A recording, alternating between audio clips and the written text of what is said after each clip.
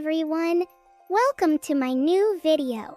Today, I'm going to share with you a story that my family experienced during our holiday last week. Without keeping you waiting any longer, let's dive right into it.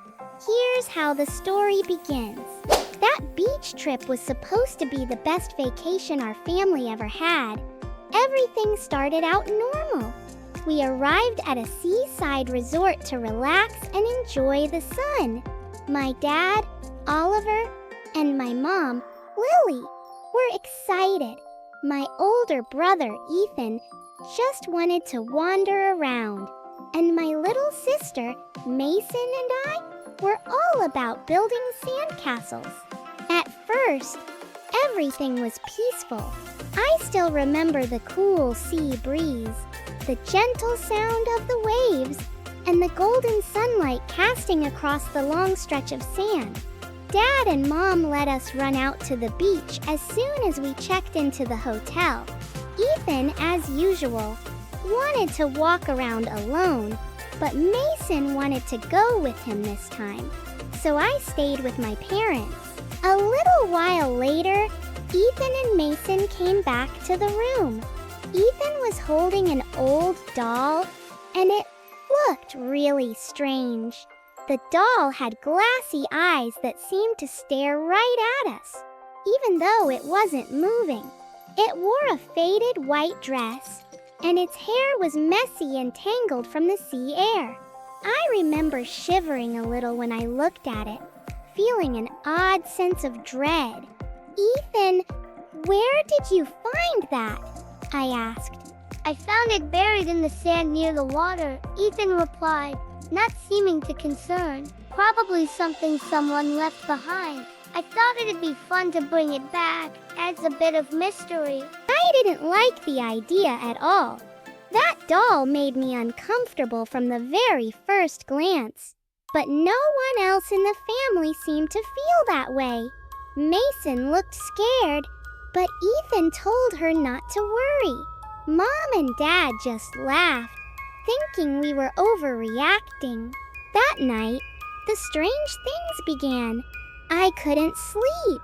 Every time I closed my eyes, I had this unsettling feeling that something was watching me. I opened my eyes and glanced over at the shelf where Ethan had placed the doll. And then I saw it. Its eyes seemed to glow faintly in the darkness. I swear it was staring right at me. Mom sat up, still half asleep, and looked over at the doll. "Emma, it's just a doll. Nothing to be scared of." But she didn't understand. That doll wasn't just an ordinary toy. The next day, we all went out to the beach again. When we came back, things got even weirder. The doll, which Ethan had left on the shelf in the room, was now sitting out on the balcony. None of us had moved it. "Ethan, are you sure you left the doll in the room?" I asked him. "Yeah, I'm sure," he said, starting to look worried himself. But everyone still tried to brush it off. Mom and Dad thought we were just letting our imaginations run wild, influenced by the spooky atmosphere of the beach. That night, while we were all asleep, I heard a creaking noise in the room. I was terrified. I looked around, and this time, the doll, it was sitting at the foot of Mason's bed. "Mason," I whispered, trying not to wake the others. Mason was still half asleep, but when she saw the doll, she screamed.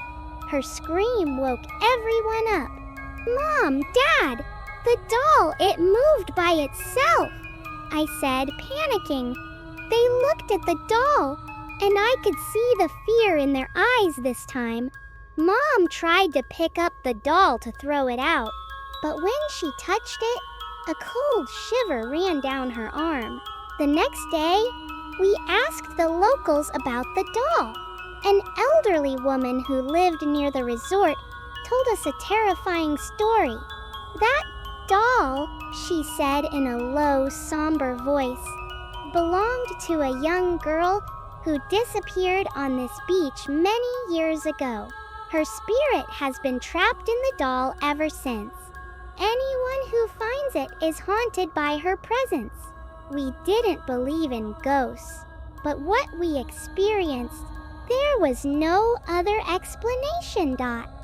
The woman said the only way to end it was to return the doll to where it belonged, buried deep in the sand, allowing the sea breeze to carry the spirit away. That night, under the faint moonlight, my family took the doll back to the beach. Ethan, who had found it, dug the hole. We all stood in silence as we buried the doll, covering it with sand. The sea breeze picked up as we finished, almost as if it was taking the spirit with it. The air around us seemed lighter, the heavy, unsettling feeling gone.